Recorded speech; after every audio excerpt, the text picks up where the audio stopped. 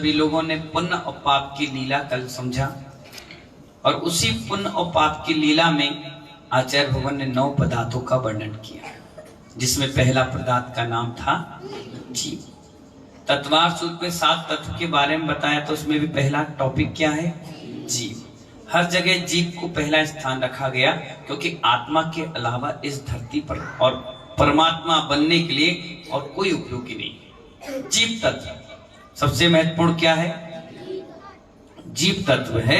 इसलिए आचार्य कहते हैं पुण्य का उदय होते ही व्यक्ति हर्ष करता है और पुण्य के कम होते ही विषाद करता है। ये बच्चों को संभाल लो, जिसके भी।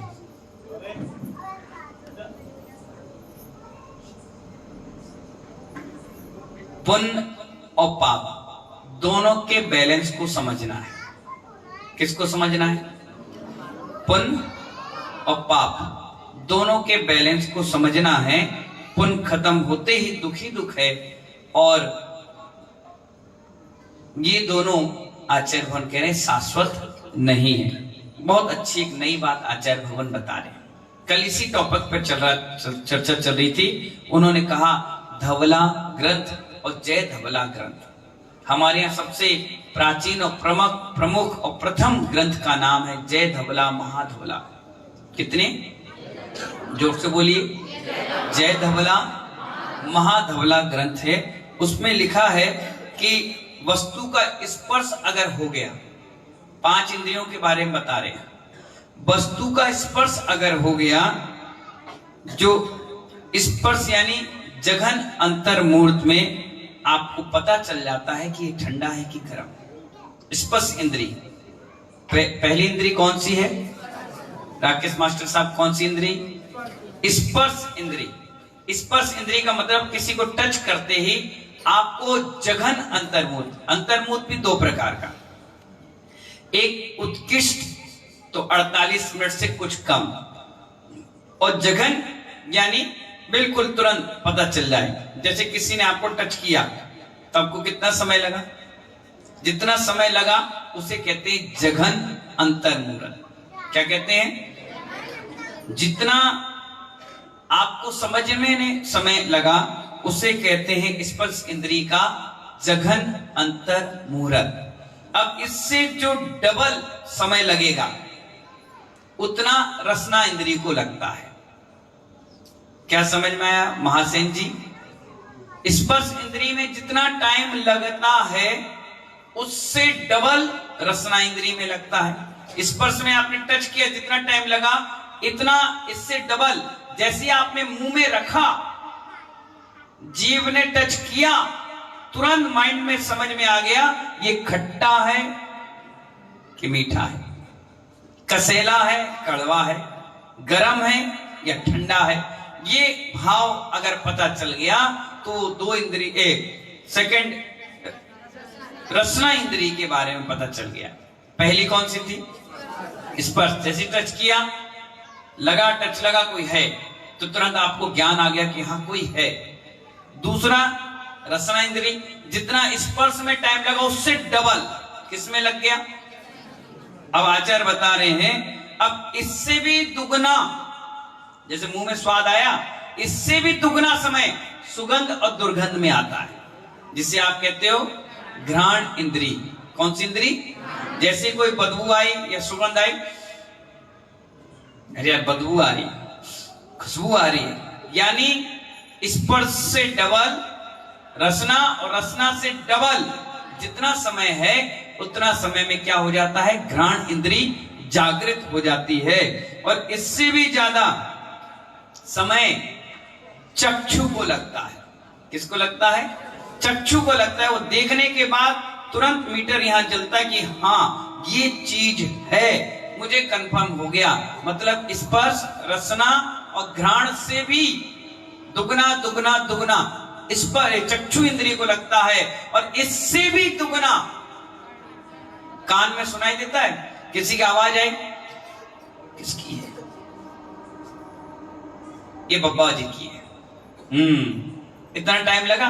ये टाइम लगता है। आचार्य भगवान कहते हैं ध्वनि को पहचानने की कोशिश करते हैं, फिर यह पुरुष की आवाज है या स्त्री की, जानवर की, टेप रिकॉर्ड की, मोबाइल की, माइक की, किसकी आवाज है?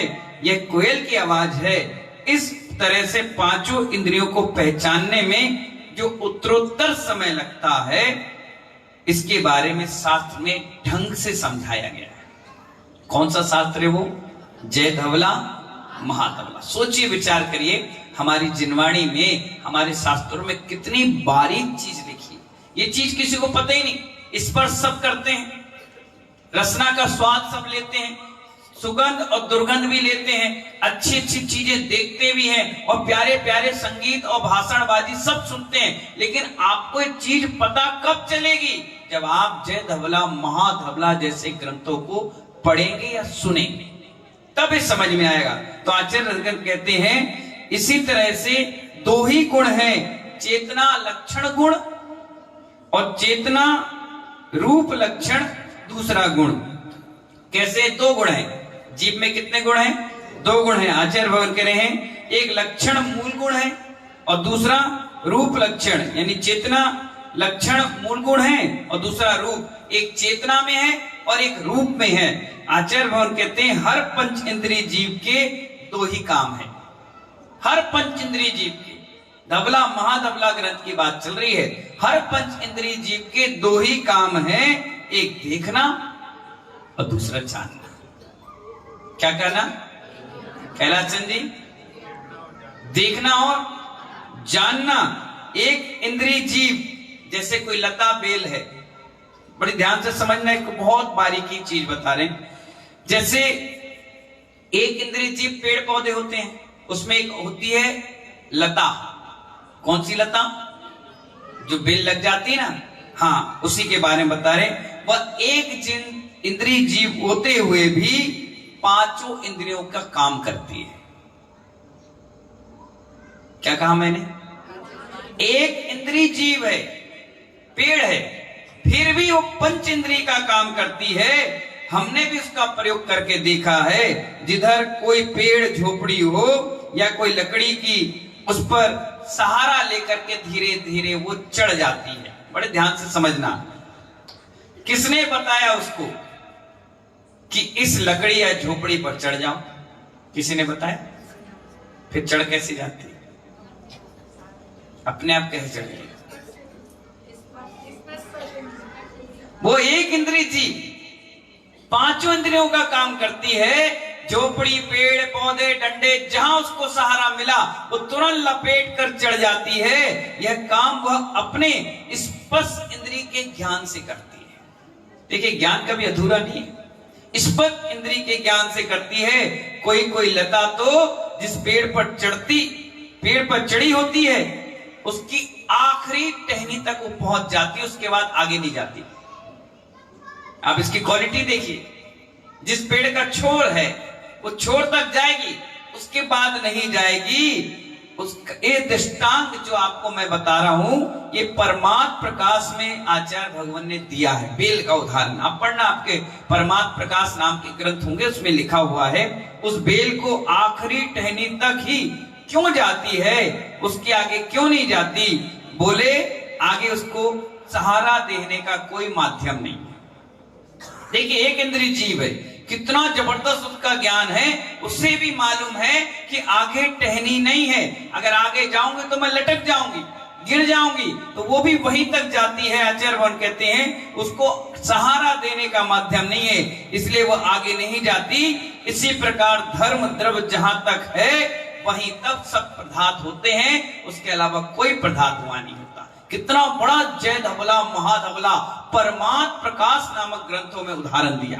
पढ़ोगे तो सब पता चलेगा, और नहीं पढ़ोगे तो पढ़े लिखे अनपढ़ और गवार कहलाओगे। कितनी प्यारी बात दे दी आचार्य भगवान ने। इसीलिए महानुभाव, जीव आदि जाते हैं बाहुबली भगवान की शरीर पर भी, बाहुबली भगवान के शरीर पर भी महानुभाव माधवी नाम की लता लटक गई थी। कौन से नाम की?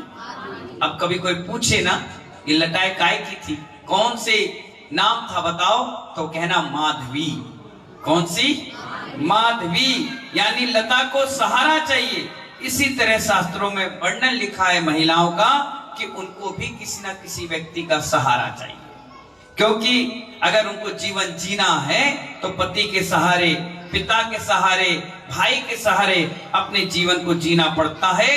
अकेला जीवन अकेली महिला के लिए बड़ा विकराल जीवन होता है। चेतना लक्षण जीवा, जो कल मैं आपको सब्जेक्ट छोड़ गया था, चेतन जीव मूल लक्षण है। चेतन क्या है? जीव का मूल लक्षण है। और जैसे अग्नि दहाती है, उसका अग्नि का क्या है? दहक नाम का गुण है। ऐसे जीव का मूल लक्षण चेतना है। दूसरा लक्षण रूप है। ज्ञान दर्शन चेतना, ज्ञानोपयोग और दर्शनोपयोग, दो ही उपयोग एक जीव के हैं। तीसरा उपयोग वो जीव नहीं करता है। यह देखना जानना ही जीव का स्वभाव है और 24 घंटे वो वही करता है, जानता भी है और देखता भी है। अगर आपके यहाँ कोई व्यक्ति हो और उसे गुस्सा आता हो तो आप ये नहीं कह सकते कि इसका स्वभाव है। क्या कहा मैंने? सुरेश सन जी क्या कहा? इसका स्वभाव है। नहीं, आप मिथ्या वचन बोल रहे हो। फिर क्या बोलोगे? हरिशंकर जी क्या बोलोगे? अगर कोई व्यक्ति झूठ बोलता हो तो आप क्या बोलोगे? इसका झूठ बोलने की आदत है। किसी गाली देने की आदत है तो क्या कहेंगे? इसका स्वभाव है गुस्सा करने का। नहीं, अगर जिसने इस शास्त्रों को हाथ में लिया होगा वो कभी ये चीज नहीं कह सकता। वो ये कहेगा स्वभाव तो जानना और देखना है, कसाय भाव तो विभाव है। काली भाई क्या है? ये विभाव है, स्वभाव नहीं। स्वभाव तो नियम से जीव का जानना और देखना है। ये विभाव है, विभाव परिणाम है जो आपको संसार में भटका रहा है। आचार्य भगवान करें, जो शाश्वत संसार की वस्तुएं हैं उसके पीछे मनुष्य 24 घंटे लगा हुआ है। जो शाश्वत नहीं है और जो शाश्वत है उसको आदमी भूल चुका है, वो है तुम्हारी आत्मा।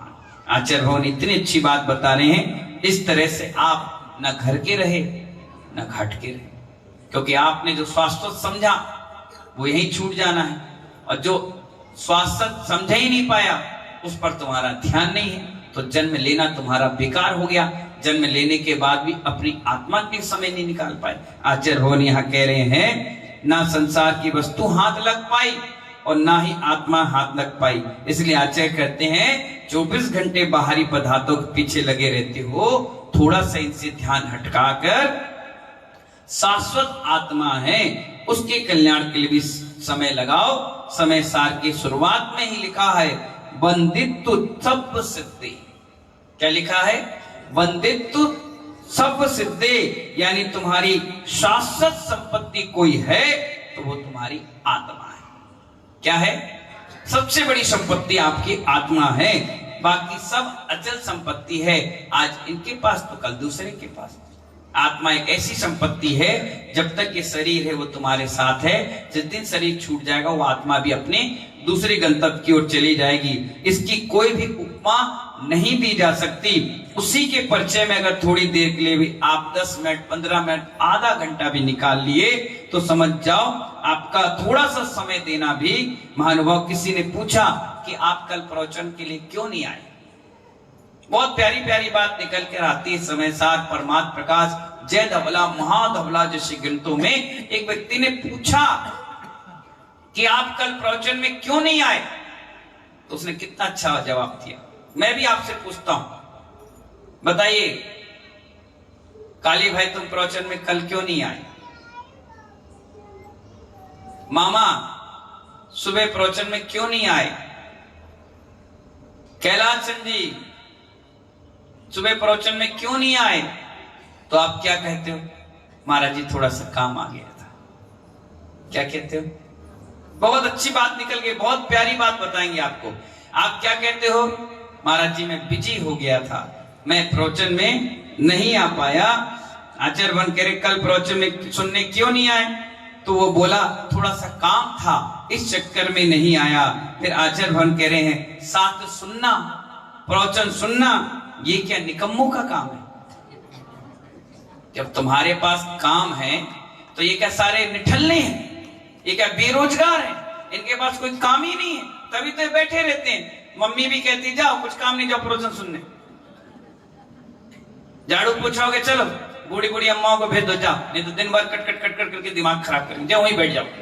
बूढ़े पुराने टेढ़े मेढ़े आड़े तेरे जाओ वहीं बैठ जाओ। झपकी भी ले लेना, टाइम हो जाए तो आ जाना, मिल जाए तो खा लेना और शाम के आराम से बैठ जाना, बता दी जैसी व्यवस्था।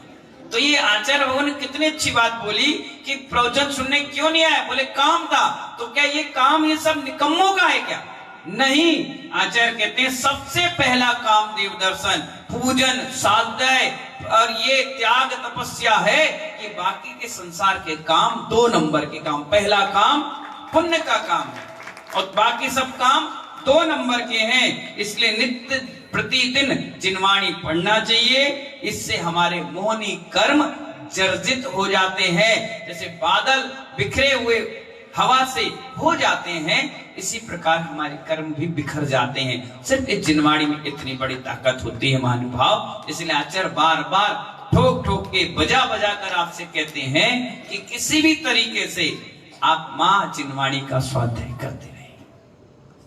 पंचम काल है, गुरु तो आपको बार बार मिलेंगे, 10 दिन के बाद चले जाएंगे, फिर अब किसके पास जाओगे? एक ममता की मां होती है, जब व्यक्ति दुखी होता है तो उसकी गोद में सर रखकर सोता है, उसके आंचल से लग जाता है, वो प्यार से लोरी सुनाती, पुचकार के आपके सुख और दुख दोनों को पूछ लेती है और आपको हल्का कर देती है।